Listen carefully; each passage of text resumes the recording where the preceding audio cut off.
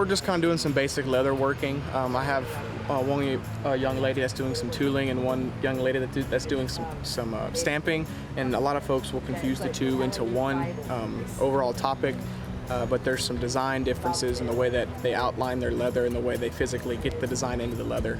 The overall kind of purpose is to cut a piece of leather out.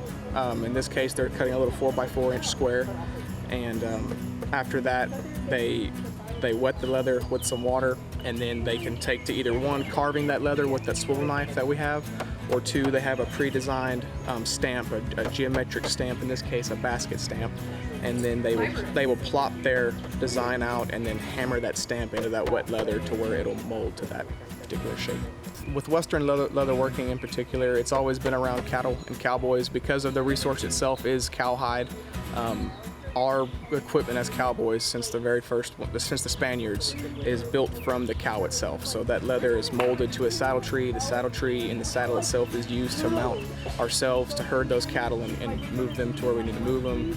Later on, towards the end of the 19th century, as novelists and writers, newspaper article writers would come west, they would see all this ornate designs that were kind of unknown to the mass majority of the world at the time. And they would write about it and take pictures or drawings and send those pictures back east. And then that's where a lot of our designs and our artwork from kind of the western side of the United States and North America would really kind of become popular.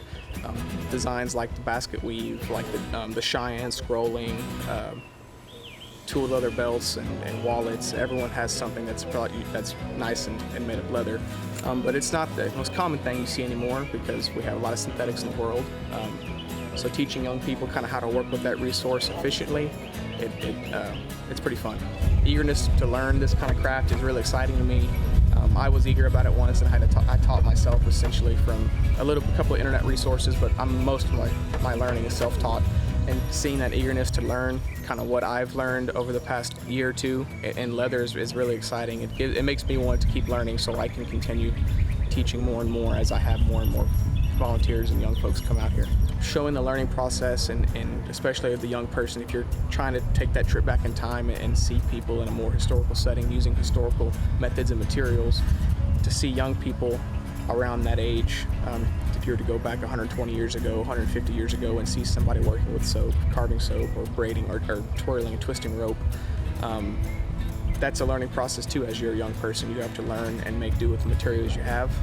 And these young folks are kind of getting that exact same experience, which portrays to the guests that we have here. It really kind of puts you in your spot as far as really seeing somebody take after a material and learning a craft. Some are better at other things than others, but those kind of low spots and their technique, it's fun to watch it progress throughout the week, especially if I get returners from day to day.